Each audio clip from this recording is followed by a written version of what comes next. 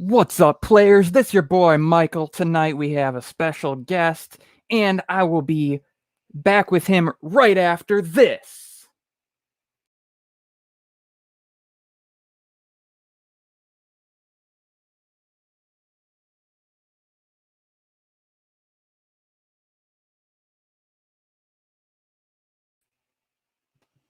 How's it going, Travis? Hey, how goes? How goes? How is everything? Good. What'd you think of that introduction? That was amazing. I was like, LumaFusion to the rescue. Like, you know all about that, though. Yes, I do. Love LumaFusion. It's crazy. The easy tasks, the things you can do. Yeah, very powerful software for a really good price. They originally came out at $20. I think it's $30 now, but even at $30, it's very much worth it. Incredible piece of editing software. And they do those deals that you see every once in a while. They drop it down to 20, and I was lucky enough that I was blessed that somebody heard that I was looking for it and sent me an iTunes gift card, so it didn't cost me anything. Very nice. Yeah, no, it's getting progressively better. They continually update it with new options, and they never really charge for it. I think the only thing that they're charging right now for is the ability to export, so you can take it into Final Cut. Yeah, if you need to do that. But other than that, I mean, it's the amount of things you can do with it. Really, I can't say enough about them. Really good stuff.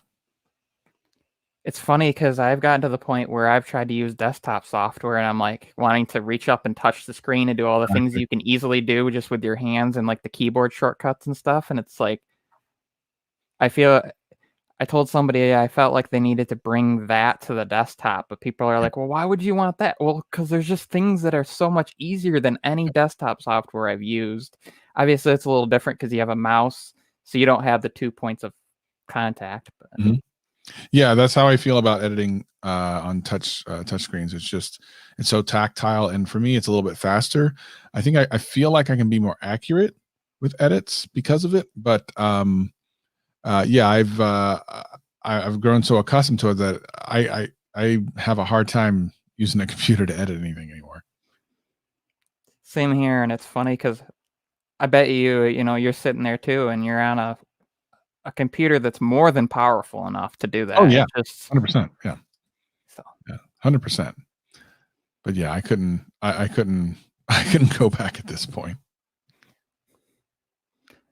Well, as you probably know, or maybe not, and if anybody else who's watching doesn't know, I have this series that I started called Creator Series or Creator Interviews. Basically, the idea of we get to know you and kind of understand that you're just a normal person, kind of that more in depth. Because I don't know, like for me, when I watch a creator, if there's something I can connect with them, I'm more likely to come back and keep watching. And yeah, you can develop that on your own. But I just think sometimes when you sit down, somebody else will ask you questions that you might not have thought of. Yep. Well, that's kind of my goal, my purpose, to connect not just those of us within the creator community, and we connect with each other on Twitter and things like that, but connect you to your viewers and things like that in just kind of a different way. Yeah. So I came up with way more questions than I thought I was going to. Okay. But that's always good. So my first question for you is YouTube your main gig? Yeah, in every way possible. It's not really like my channel itself is not. I work for vidIQ as well, so between those two, I'm on YouTube in some form or fashion all day. Cool. Then my next question is, what motivated you to start your channel? So I used to have a podcast about almost 10 years ago at this point that did pretty well. I got kind of burned out, but I knew that I wanted to do something in like some type of entertaining way. And I took a long time off, a lot longer off than I thought I would. And when I finally was ready to come back, I decided to do YouTube. I had kind of always thought about it, but I wasn't sure if it was too late. And then I was pretty convinced at one point that it was too late. And then I started getting into actually watching a lot of YouTube in 2017, 2018. And I became kind of a fan of Everyday Dad. And I was watching his 1 year later video. And he said, I've been on YouTube for 1 year and I got to 10,000 subscribers. And that really kind of, it motivated me because I was like, oh, I didn't know that was even possible. Like, that sounds incredible for 1 year. Like, how in the world can you do that? I didn't think it was possible. So, I even left a comment on that video, which is still there to this day, saying, hey, this really kind of motivated me and I'm going to do it. I'm going to do it too. And I'm going to come back and thank you. And then about a year or so, not even a year later, I was able to hit that. And then I, thanked him in my video. So I kept my promise. It's good. Cool. So along the lines of, your channel and getting started and all that, why technology? Why a tech channel? And why not something else? What that particular niche? Yeah.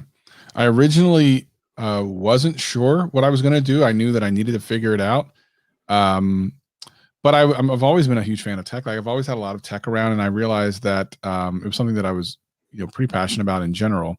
And I could, I had stuff around that I could do videos on, like in the house. And I knew that regardless of what I did on YouTube, I would always be interested in tech. So I figured, well, why don't I just try that and give it my own spin and see what happens. And it kind of stuck. It's been doing pretty well. I still think I'll probably do other stuff as well on YouTube. I'm not entirely sure what else, but I feel like this is just kind of one aspect of what I want to do. I think tech is good to me right now, but I think there's a whole bigger audience out there that I could reach if I just fine tune it in a way that makes sense. So I'm kind of trying to figure that out. That makes sense to me. It's one of those like, okay, I found that quite common amongst us. We kind of start where we are out of almost like necessity. Because it's like, well, I'm not going to go out and buy a bunch of stuff and spend like $10,000 on like, I don't know, keychains to review them or some weird, you're going to start with what you have, because then if you find out that you're just horrible at this or something you don't want to do, you at least didn't waste a bunch of money. You already had it, or it was something you're already going to get. So Yeah, I feel like that's a commonality. We don't want to waste money. Exactly. Yeah, I figured I had an opinion on stuff and I could share it, and maybe some people would enjoy it and maybe save them some money. So you mentioned podcasts, so that worked pretty well into my next question for you is, how did you and Greg become connected? Yeah, it's pretty funny. We only kind of knew each other. I knew of him before I actually started talking to him. I knew of him because he was on a Jonathan Morrison video shortly before I went and visited Jonathan Morrison. And so I kind of knew of him that way. Later, he kind of became connected on Twitter through a lot of the people that I talked to on Twitter. And then he started coming to some of my live streams. And it's funny because we had already had this kind of fake rivalry. Like we'd become pretty good friends or whatever at that point. And but still kind of like, I shouldn't say friends, I should say acquaintances. And then it was interesting because I was doing a live stream on I think a Saturday morning, and someone asked me about doing a podcast, and I hadn't really considered. I had started to soften to the idea because people had started asking me, "Are you going to do a podcast?" And I was like, "Maybe. I don't know. Maybe." So I said I might do that, and then I saw Greg come up, and I said I'd probably do one with Greg. And again, I didn't really know him that well at the time. I knew him a little bit, but not very well. And he goes, he says in the chat, and the live stream is somewhere. I got to look at it. It's kind of interesting. I should probably do this like an origin story or something. He was like, yeah, you know what? I was thinking of the same exact thing. So after the live stream, I kind of DM'd him. I'm like, hey, do you really want to do this? Would it be something you'd be interested in? And he was like, yeah. I said, well, let's let's give it a go. So we tried it, and it's worked really well for us. So super happy that actually happened. And yeah, it's been an incredible ride. So I didn't actually have this question in there, but it just kind of came to mind. For me, I was wondering. So if I wanted to, for example, take this creator series because it's it's short enough, I think people would listen to it, and I wanted to bring that and turn it into a podcast. What Mhm. would be the like suggested easiest like method to take that? Because obviously right now it's YouTube, it's a video, Mhm. and bring that Yeah. into So StreamYard gives you the ability to download the video as an audio file, and then you can just upload it to any podcast platform, and that's pretty much it. oh cool. I didn't Yeah. know that was part of the whole I didn't know that that was part of it. I just finally was able to get them to take my money. So Yeah, it's I've been absolutely. trying and Yeah, it's no, the service is pretty good. If when the episodes are done, at the end there's an option to download either the video or just the audio. And if you just do the audio, you literally can just upload it to a podcast platform. That's it. cool. Yeah. That's pretty simple. Hmm. Yeah. So here's one I kind of wonder because every time I watch you, you always have all these fun sound effects for your super chats and things like that, and your air horns and all these fun. So where do you get those from? Just online. I try to look for a lot of places that have things that like aren't necessarily copywritten. I do a couple of snippets of songs on occasion, but I try to keep them within a certain short length, which is like 5 seconds or so. The claim system seems to um, catch things over like 7 or 8 seconds, and then it gets an automatic claim. But a claim isn't a bad thing. It's not the end of the world. I unlist my live streams afterwards anyway. They don't stay up on my channel. It's kind of a you got to be there kind of a moment, which I think helps make it a little bit more special. You get the notification, got to get there. And I feel bad whenever I can't do one because I really enjoy my Saturday morning live streams a lot. It was always part of the strategy to eventually get to live streams. I think I did my very first live stream when I had 500 subscribers, but the idea was I was going to wait till 1,000, but I didn't. I was so excited that at 500 I did them, and I just fell in love with live streams. It's just so much fun. They're so easy. You don't have to do any editing after the fact, and yeah, it's become a really important part of my overall kind of content. So how do you go about piping those effects into? I mean, when you're doing those things, obviously OBS and stuff like that, you can pipe audio through. Yep. Is there a way to do that into StreamYard without like Yeah. because when you're doing multiple things like this, how would you go about So I have something set up where I can just play stuff on my roadcaster. So if you have like a mixer of some sort where your audio sources from the microphone are going out, and it mixes all those sources in, I can pull any of that stuff up at any time. A little bit expensive for what it does, but because I had the podcast and stuff, I knew I wanted a specific kind of sound and everything. It worked out. But there are software, I think, solutions for this as well, where you bring in your mic and then your soundboard all into one, and then just when you're like on StreamYard for your audio in, you just select that thing. It's like a virtual in. Okay. Yeah. Okay, cool. Mhm. I didn't know if you used physical or if you used software because I've Yeah. seen So some like Looper is one of them. I use Stream That Deck for so my OBS stuff, and then I use the Rode for anything else like this. oh, cool. Yeah. So every time I watch you, you're always like up in people's face. You're always really boisterous, energetic. So my question is, are you always so full of energy? No. No. No. And I get really tired after those streams too. It's it does take a lot, and it's funny because like emotional energy, uh, I believe, is just as strenuous as physical energy. Like you could run a long time and be really just as tired as if you were doing like a 10-minute straight 100% energy, bouncing off the walls type thing. I think you can get equally as tired. It's a lot of like a lot of brain power and a lot of just kind of going to the extreme sometimes. and really just taking what you have and then upping it, because I found that I learned pretty quickly on YouTube that the energy that you think you're projecting at the camera is not necessarily what it's picking up. I found that out when I was doing intros for my videos. Um, in my first couple of months of shooting videos, like I would do an intro and I would think it would be full of energy. I'd watch back and I'm like, I don't look like I did anything. Like I didn't understand. Like, why does that seem so much less? So I know now, like I can tell now how much you have to give, and it's 120% at least to get what you think you're putting out. Like you have to put out more than what you think you were already putting out to get that to come across on video.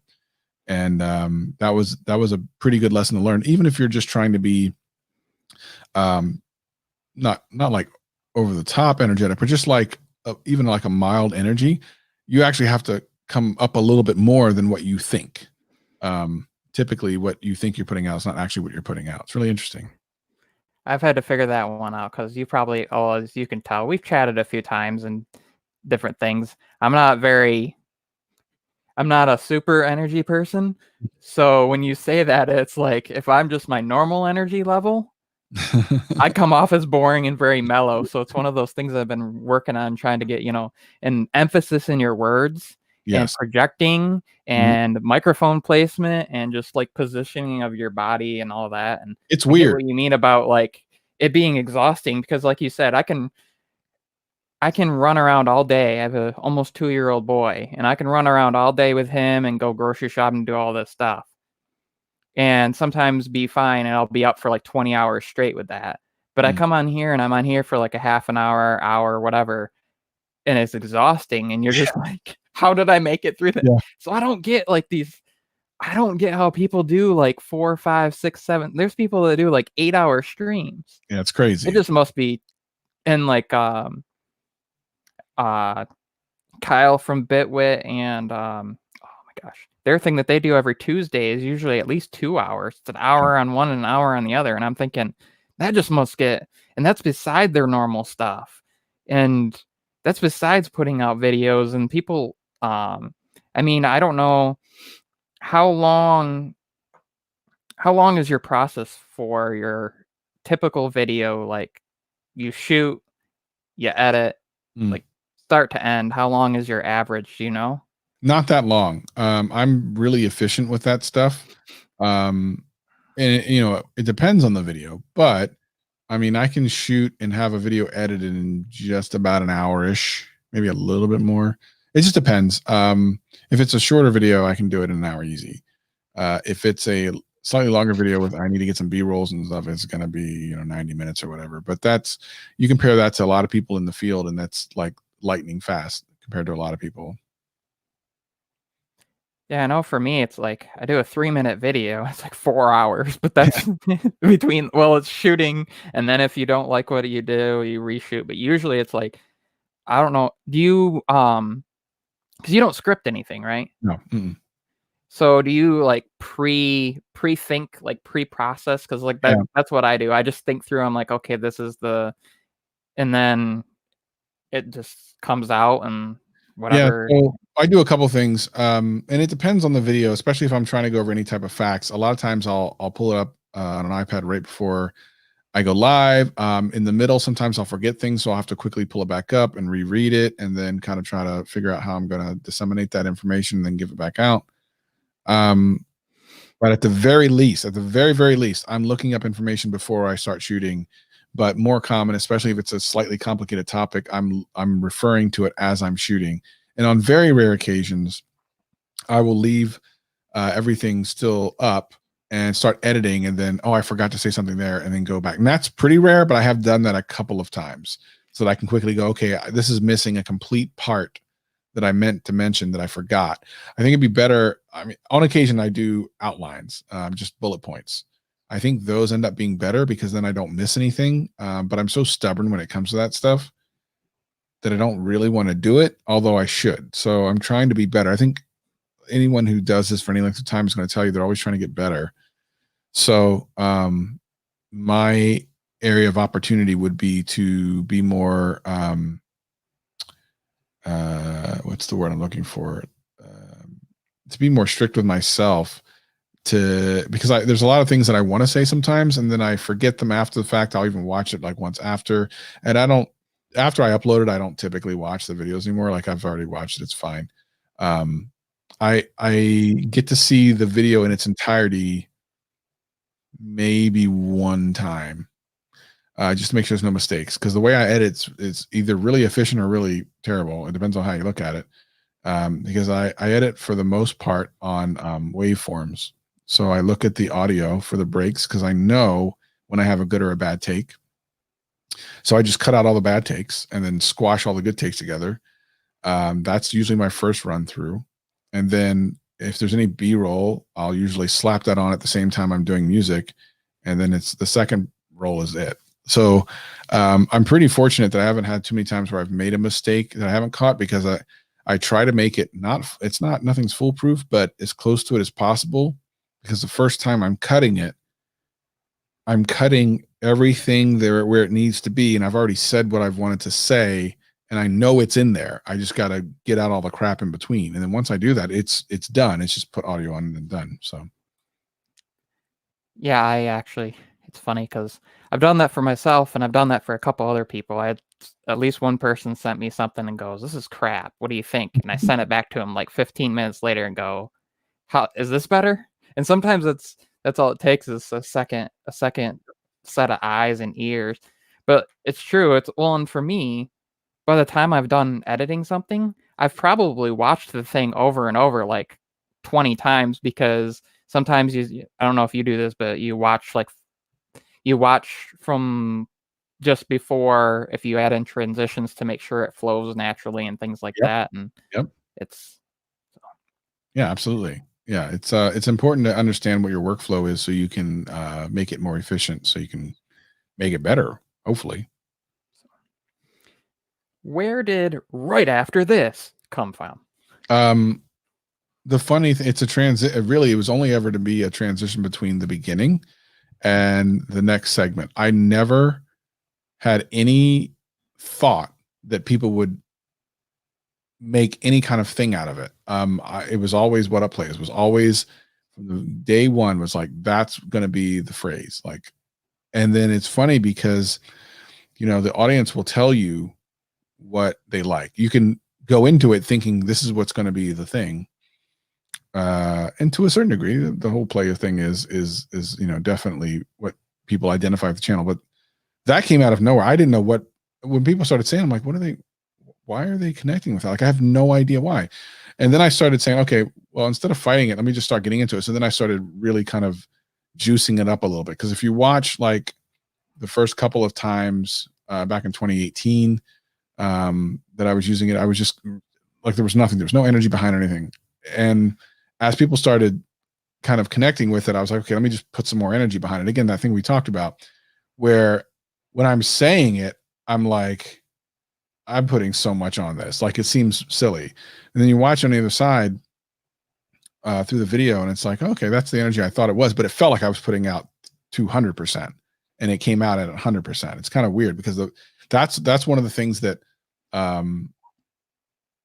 that I that's what I was talking about. I found that you have to give more. That, and then what I play was always. That's where I'm like, I can't believe it. It came out. It came out lame. I could have sworn I was putting enough energy into it, but that was completely picked by the audience. They alerted me to the fact that they connected with it in some way, and I get a lot of comments on it. A lot, like more than it would make sense to me. But I'm like, that's cool if that's what people connect with and they like that. Okay, cool. Let's make it interesting. Let's go. Well, let's get into a little bit of tech Okay. stuff. You're always kind of reviewing different devices, and I know lately you've had some TCL phones, and your video about Android to iOS and Mhm. um, things of that nature. So I'm just curious what your current kind of primary carry device is. iPhone 11 Pro Max. And I actually expected to have already switched back to Android by now.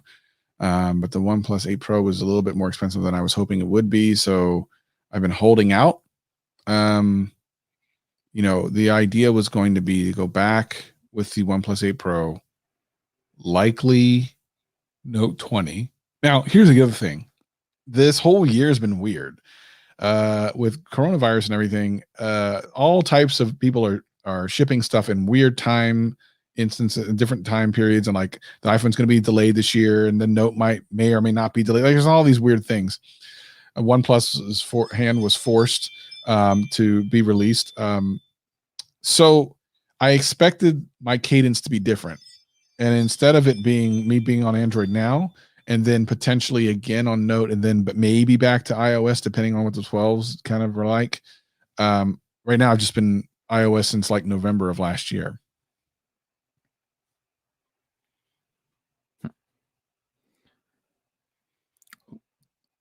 My next question is, what is your current favorite piece of technology?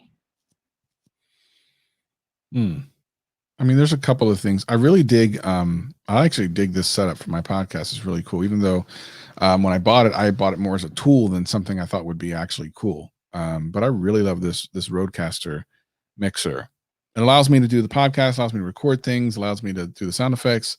And because it helps me create things, I think it's becoming one of my favorite things because it assists me in leveling up slightly to be able to do more of what I'm really enjoying doing. So I dig that as much as anything else I have. Like, of course, my phones and iPads and that sort of thing. Like, I dig all that. But I think from an enjoyment / helping me be productive, right now the Rodecaster Pro is where it's at.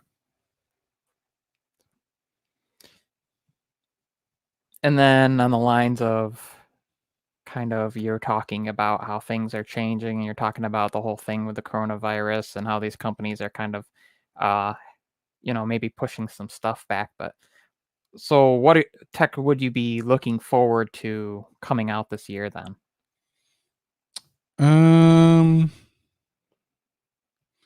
It's funny because I'm hoping that there's something out there that's coming out that I'm not aware of, because there's not a lot that is super exciting. I was excited about the OnePlus 8 Pro before it came out, and I'm still okay about it. But I hope there's just something I'm just not aware of, because at the moment, nothing is exciting me. I'm not like terribly super excited about anything that's coming out, to be honest. Yeah, there's a question about battery power, I see. Oh, yes. If I can, hopefully, there we go. Yes. So he says, with your move to YouTube from a podcast and now Gadgetcast, you're going back to your roots in a way. Do you think you'll ever be a single medium producer again? A single medium producer again. In other words, will I only do one type of content? I don't think so. I think do you think is that how you interpret the question? I interpret it like that you would just be doing podcasts, and No. thing, or No. The chances of that are pretty slim. The diversification is a great thing. Actually, I feel like I've diversified out from YouTube to the podcast, which has been great. I'm not trying to go back to simply podcasting, although right now, really honestly, Greg and I are fairly obsessed with the podcast in a lot of ways, because it's kind of the new shiny thing. It's performing really well. It's opening doors, and it's just been really, really cool. But no, it's fun. The funny thing is like, if I had to choose between that and YouTube, I guess it depends on when you ask me, because at the moment I would still keep my YouTube channel, but I look forward to Gadgetcast more than my own channel at times. A lot of times, actually. I think that one thing that Greg and I kind of agree on is it is greater than the sum of its parts. It is not me. It is not Greg. It is me, Greg, and the people that watch. It becomes this other thing. I feel like I'm contributing to something, and it's not me. It's like Gadgetcast is bigger than me or Greg. And I think he feels kind of the same way, because we're kind of blown away with some of the success we've had already. It kind of goes against conventional wisdom. We shouldn't be ranked in Apple Podcasts. That should not happen. But we're consistently ranked after we release an episode. We should not be able to get, as many views and listens that we get at 6-7 months into this thing. We should not be able to do that, but we do. And people should not really care about our podcast because we're just talking tech. We're being silly, but people do. So it's really been an interesting ride, and I've learned some things too. I knew that it would be good because I understand, having done podcasting for so long, what you need in order to have a successful podcast. You need to have a yin and a yang, one thing that's completely opposite from the other to offset each other, and we have that. But I didn't know it would be like this. Well, you said you only had a half an hour, but my question is, can we blast through some of these questions real quick? Okay, sure, yeah. Favorite creators and other channels to watch on YouTube? Flossie Carter, obviously. Of course, John Prosser is always fun. There's a couple of retro video game channels I really like. Cool Toy 23 and Glenn's Retro Show, and the 8-Bit Guy. Love those guys. If you could collaborate with anyone, who would it be? I've been pretty fortunate where I've collaborated with everyone that I really would like to, I think. But I'm always interested in, for me now, it just has to be interesting. I would love to kind of hang with Casey Neistat. I don't know if a collab would make sense, but I think it'd be interesting just to see his process. But I've literally, like, all the bigger creators that I like and that I watch, I've collaborated with. I've collaborated with Mr. Mobile, Mr. Who's the Boss, Flossie Carter, Jonathan Morrison. I mean, I've lost track. It's crazy that, I was able to do that, a lot of those, before I had 10,000 subscribers. So all the big ones I've done, which has been awesome. So I just like to do something with someone who'd come up with something cool. Cool. Do you get nervous in front of the camera? No, not at all. Not at all? No. I just wonder, because I know some people, like, they actually, like, really, really, really, like. Greg does. Greg gets super nervous. Yeah. Live versus pre-recorded, which do you prefer? I could lean to live because there's less to do after the fact. I like that. They both serve their purposes, but I guess if I had to pick one, probably live. If your channel wasn't tech-based, what other category would it be focused on? It would be humor, but I don't know. Maybe, I don't know. I think it'd be humor commentary. I think is what it would be. Yeah. Do you and Greg plan on having guests on GadgetCast who aren't tech related, perhaps musicians, artists, authors, etc.? Not at the moment. However, if GadgetCast audience becomes less tech heavy, which I think it's kind of happening ish, then yes. But I think right now we're serving the audience that we have, which right now is mostly tech. Could it happen? Absolutely. It could. I mean, we've asked some very large creators that are not necessarily tech based, and I haven't heard back. So if one of them had said yes, then that would have been very interesting, but not at this moment. And then where do you see your channel in 5 years? Like, will it stay on YouTube? Will you see transitioning to another platform? That type of thing. So this particular channel right now better be stupid big and helping me. I need to have at least one other person helping me do some of this stuff. Hopefully by that point, 5 years is a long time.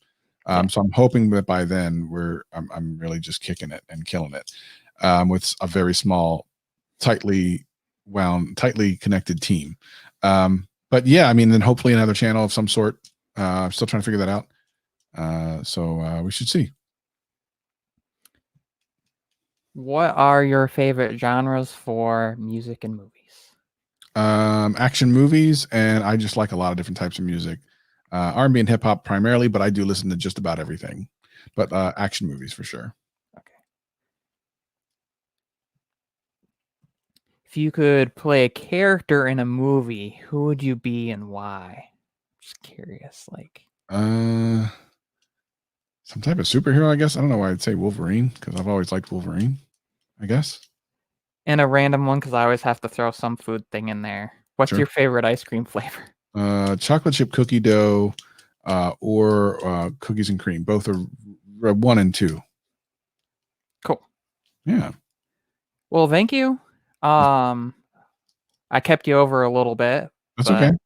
but um, I appreciate you coming on here. I appreciate everybody who swung through in the chat. Obviously, your links are down below, and you, sir, thank you very much. Is there anything else you'd like to add? No, just thanks for having me. I like talking to other creators and stuff. I'm having a good old time. I just hope everyone's staying safe, staying clean, and hope everyone has a great rest of their week. Thank you, Travis. Of course, anytime. Awesome. You have a good rest of your evening. Thank Later. everybody for coming on through, and good night, and God bless everybody.